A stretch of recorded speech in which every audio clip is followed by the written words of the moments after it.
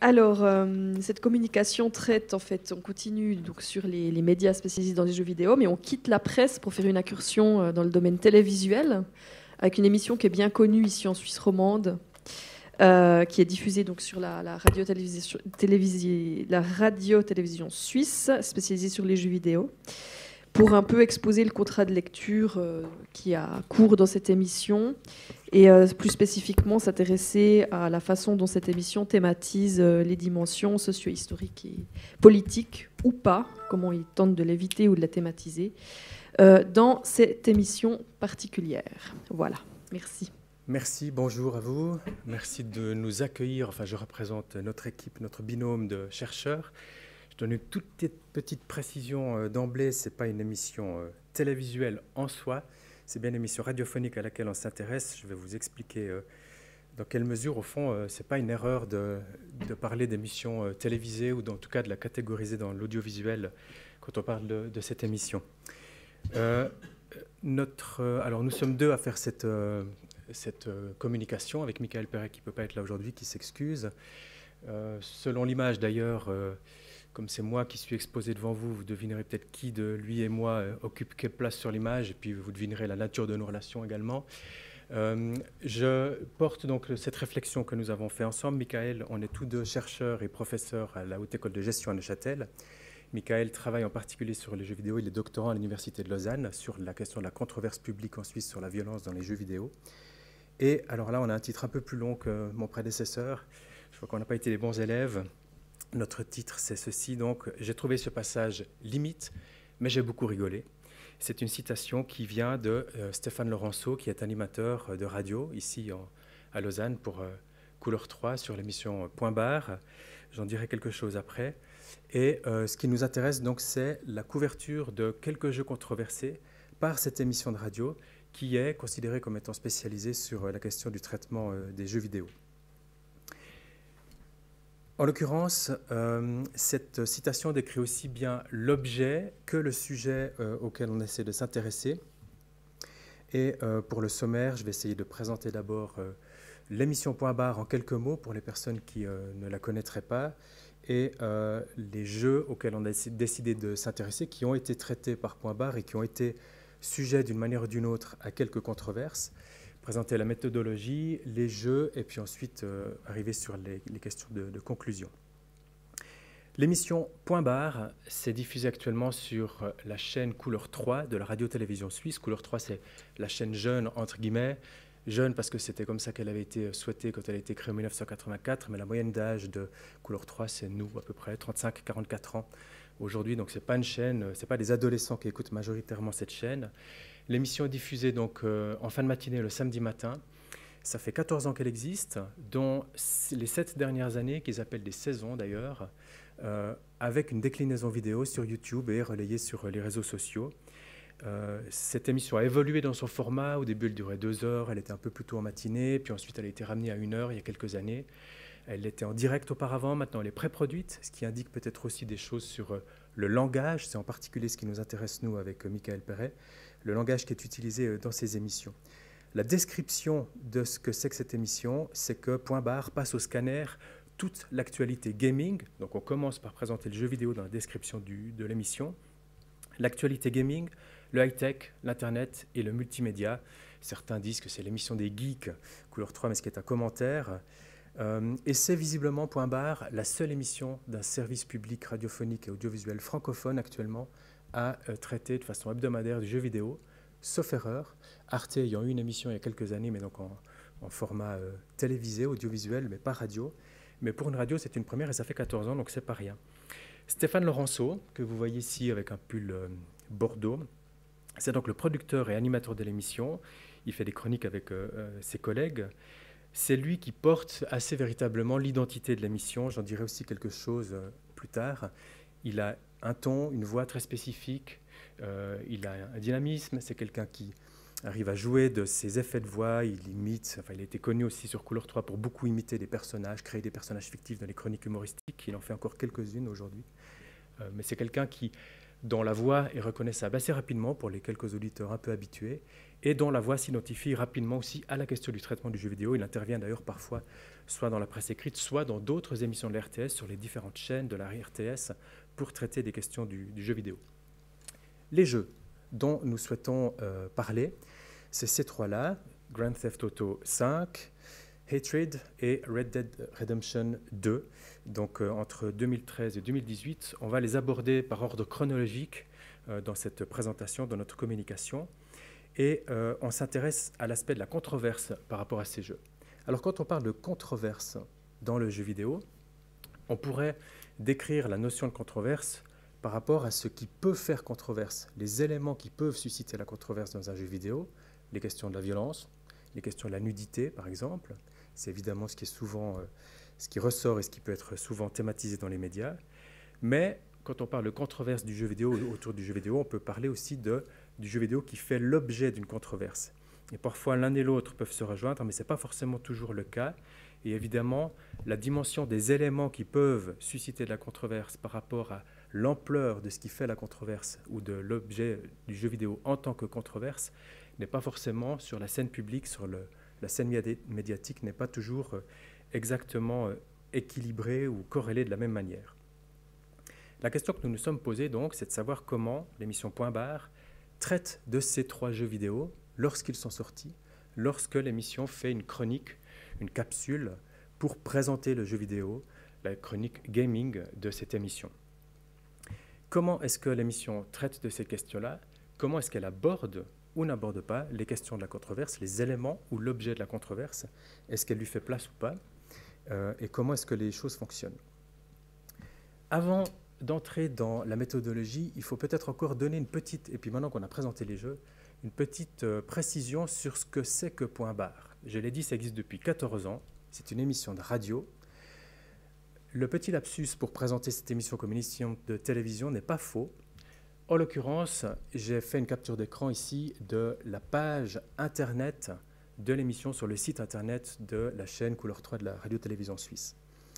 Et vous le voyez, la capture d'écran de l'émission, c'est une vidéo, en l'occurrence, pour la dernière émission qui est en ligne. Au départ, Point Barre, c'est une émission de radio, uniquement radiodiffusée. Aujourd'hui, en 2019, vous savez qu'on parle de radio filmée, que ce soit en France, avec France Inter, enfin, c'est un exemple parmi d'autres, ou en Suisse, la RTS s'y met de plus en plus, à mettre des caméras dans les studios, voire même parfois, pour d'autres émissions, mais pour les Suisses romands, je mentionne Forum, où la RTS, ici à la Sala à Lausanne, a carrément créé un studio de télévision dans lequel on fait de la radio, ce qui est une autre grammaire, une autre narration peut-être, du coup, qui peut impliquer sur le média ou le rendu.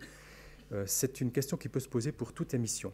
En l'occurrence, Point Barre a des caméras dans le studio, qui est le studio de Couleur 3, dans lequel on fait d'autres émissions également. Et chaque semaine, donc, Point Barre propose une déclinaison vidéo sur YouTube de quelques minutes. L'émission radio dure 1 heure avec une programmation musicale assez rythmée. Donc il y a beaucoup de musique dans Point Barre et c'est de la musique dynamique, ce n'est pas du Léo Ferré et du Leonard Cohen, qui est très beau d'ailleurs. Et en l'occurrence, l'édition vidéo s'appelle l'édition Pixel avec un compte YouTube qui est le lieu sur lequel Point Barre valorise en particulier ses vidéos en plus du site internet de la RTS sur sa page d'émission. Et ces vidéos de l'édition Pixel, c'est en largement ceci qui est relayé sur la page Facebook et le compte Twitter proposant des liens à chaque fois sur la page YouTube de l'émission. Donc c'est une déclinaison vidéo avec quelques séquences de ce que l'émission Point Barre propose dans son entier, dans son traitement d'1 heure, sans la programmation musicale et puis avec un choix éditorial, avec parfois le son de ce qui a été passé à la radio qui est illustré par des images, ou parfois un son qui a été enregistré exprès pour la séquence vidéo. Et donc là, on est dans une logique audiovisuelle différente de ce que c'est que la logique radio en tant que telle. Si je précise ça, c'est pour se demander, au fond, quand on parle de Point Barre, qu'est-ce que c'est? Est-ce que c'est une émission de radio? Et en l'occurrence, si on considère que Point Barre, c'est une émission de radio, on pourrait dire qu'en ce sens-là, Point Barre rentre dans l'axe 5 de l'appel à contribution. Peut-être que c'est du registre de ce que c'est qu'un média. C'est diffusé sur un média francophone public qui s'adresse normalement à tout public, sauf que c'est soi-disant la chaîne jeune. On sait que les chaînes ont des tranches d'âge quand même différentes. Donc, est-ce que c'est encore une émission de radio à ce sens-là? C'est un média dans ce cas-là. Si c'est une émission de radio, on peut le considérer comme un média. Mais comme c'est une émission spécialisée sur le jeu vidéo, avec tout un langage utilisé, avec des tics de langage, avec des références intraludiques, interludiques notamment, est-ce que c'est plus qu'un média ou est-ce que c'est autre chose? Est-ce que là, on n'est pas justement dans une forme de paralangage du jeu vidéo ou du paratexte du jeu vidéo, un péritexte du jeu vidéo, comme le serait un magazine spécialisé en ligne ou une publication écrite? C'est une question à laquelle nous n'apportons pas une réponse définitive, mais on considère que Point Barre se situe quand même entre les deux. Après se pose la question du statut de l'animateur. Pour rebondir sur ce que tu disais dans ta présentation tout à l'heure, est-ce qu'ici on a affaire à des journalistes, à des critiques, et en radio il y a une catégorie de plus qu'il faut prendre en compte? Est-ce que ce sont des animateurs? Parce qu'en radio, dans les médias, mais dans l'audiovisuel en particulier, la notion ou le statut de journaliste a pu être extrêmement protégé. C'est le cas ici, notamment à la radio-télévision suisse, où la profession d'animateur radio a aussi dû se professionnaliser, se légitimer. Et entre les journalistes et les animateurs, il peut y avoir parfois des questions d'asymétrie. Et en l'occurrence, comment est-ce que Stéphane Laurenceau se présente, lui et ses collègues chroniqueurs, et comment est-ce qu'il est considéré de la part des récepteurs? Est-ce qu'il est journaliste? Est-ce qu'il est critique? Est-ce qu'il est animateur? C'est une question à se poser, mais qui, notre considération, c'est que Point Barre est à considérer entre un péritexte du jeu vidéo et une émission de médias. Et tour à tour, elle peut prendre une place d'un côté plus ou de l'autre, selon ce qui est dit et ce qui est traité dans l'émission, la manière dont les choses sont traitées. Je le disais donc, d'ailleurs, pour reprendre les catégories de critiques, notamment par ce que Boris Krivicki a pu écrire sur les critiques, on peut se demander si Stéphane Laurenceau est actuellement dans le registre du critique de la maturité, avec une certaine prise de distance. Ce qui est sûr, c'est que l'insertion de son travail, de son émission au sein du service public radiophonique qui n'est pas censé défendre des intérêts, peut poser la question de son statut par rapport à son rôle de critique en tant que tel. Voilà pour les considérations générales sur l'émission qui semblent importantes quand même à rappeler pour savoir de quoi on parle quand on parle du projet, du produit radiophonique. On considère, Michael Perret et moi, à considérer que Point Barre, c'est toujours une émission radiophonique, c'est toujours un produit radiophonique qui certes est parfois teinté de ses horizons aussi audiovisuels. On fait souvent référence dans l'audio à la déclinaison image. On dit parfois si vous nous écoutez ou si vous nous regardez, même dans l'émission qui est diffusée dans les conditions du direct, elle est préenregistrée mais diffusée dans les conditions du direct à la radio. Je vous propose d'entrer encore dans le vif du sujet par un extrait d'un traitement sur le jeu GTA dans l'émission Point Barre. C'était le 21 septembre 2013, lorsque GTA V est sorti. La bande-son est à tomber par terre, hein, c'est vraiment magnifique.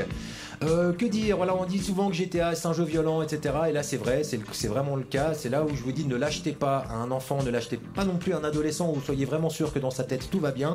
J'ai torturé un type.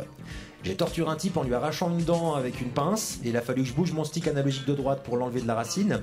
Je l'ai aussi noyé avec un tissu sur la tête en versant un jerrycan de flotte.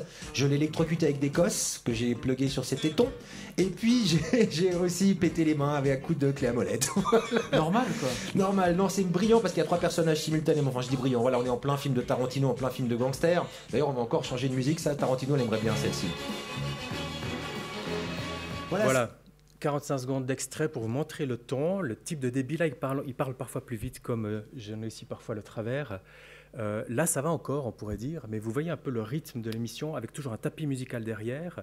Et puis, ces chroniques qui durent environ 4 minutes normalement, sauf exception historique en 14 ans d'émission, ce jeu-ci, qui a fait l'objet d'un traitement de pratiquement 12 minutes en 2 chroniques différentes, l'une après l'autre, mais c'est une exception dans l'émission. Sinon, un jeu fait l'objet d'une chronique de 4 minutes. Mais vous voyez le rythme, et puis les chroniques sont suivies justement par des musiques assez rythmées, assez actuelles, disons comme ça. Vous voyez le ton, vous voyez la question aussi du rire, le type de langage qui peut être utilisé. On va y revenir dans les exemples suivants. 2 mots rapidement sur notre méthodologie. Ce qui nous intéresse, notamment en considérant les conditions de production, mais surtout ce qui nous intéresse, c'est qu'est-ce qui est dit, qu'est-ce qui est énoncé, comment cela est énoncé, et dans cet échange énonciatif, dans cette interaction énonciative, qu'est-ce qui est dit des identités, notamment des personnes qui portent le sujet, ici Stéphane Laurenceau, majeure partie, avec son chroniqueur, et qu'est-ce qui est dit de l'identité des auditrices, de l'auditoire et des auditeurs qui écoutent l'émission. Auditoire varié, puisque c'est une émission grand public, mais que c'est une émission qui intéresse aussi des initiés aux questions du jeu vidéo, ou des initiés, ça veut dire des habitués aussi à l'écoute de l'émission, même si ce n'est pas des joueurs en tant que tels. C'est pour ça qu'on parle plutôt d'initiés que de joueurs. On s'intéresse donc aussi aux questions des langages journalistiques, qu'est-ce qu'on dit, comment on le dit quand on fait du journalisme et de l'information dans les médias, et qu'est-ce qu'on dit et comment on le dit quand on traite des questions du jeu vidéo. Je vous l'ai dit, Michael Perret travaille en particulier dans une thèse de doctorat à laquelle il est en train de mettre un point final aux questions des controverses publiques autour des questions de la violence sur les jeux vidéo pour ce qui est du territoire suisse.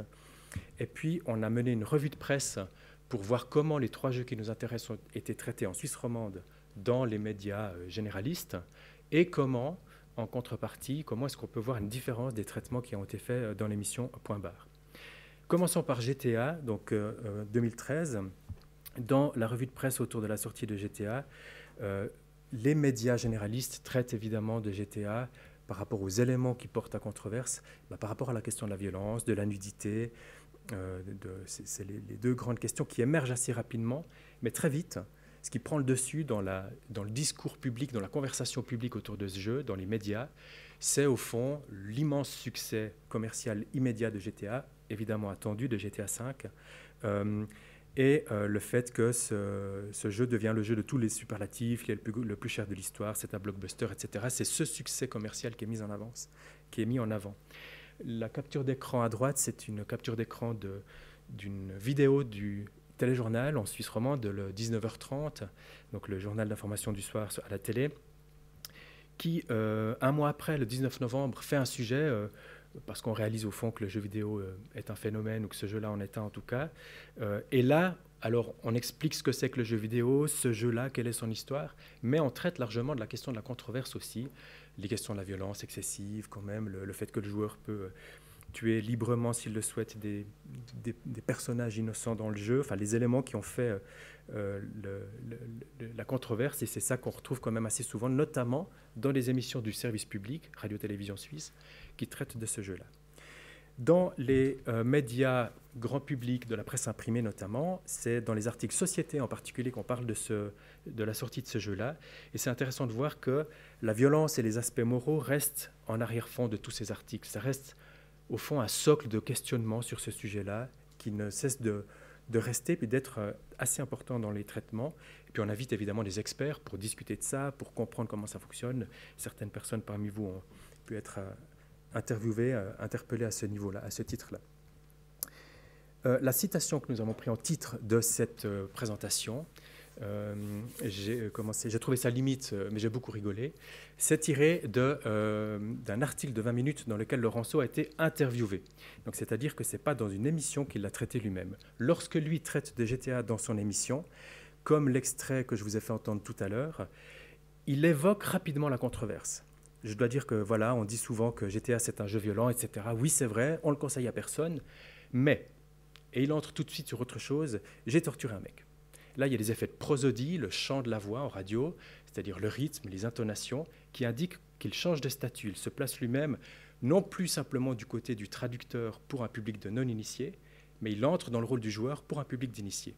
Et là, dans le contrat de lecture de l'émission, on est à la fois dans une émission qui parle à tout public et à des initiés, on fait de la prévention du conseil, mais on parle aussi à des initiés, on se place du côté du joueur et on rigole des effets de violence qui pourraient choquer les personnes qui, évidemment, ne connaissent pas les jeux ou qui ont des a priori dessus.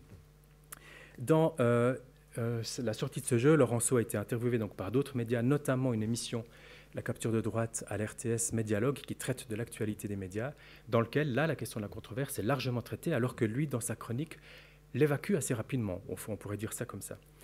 Pour ce qui est de Hatred, ce jeu... Seul le quotidien 20 minutes en Suisse romande, le quotidien gratuit, a traité de ce jeu-là dans un petit article pour dire qu'au fond, il était ennuyeux. Alors évidemment, il y a de la violence extrême dans Hatred puisqu'on va massacrer des gens gratuitement, mais que ce jeu-là est très vite ennuyeux. Donc au niveau du gameplay, on se lasse un peu. Et c'est un peu le même axe que Laurenceau aborde lorsqu'il traite de Hatred dans sa chronique dédiée en radio.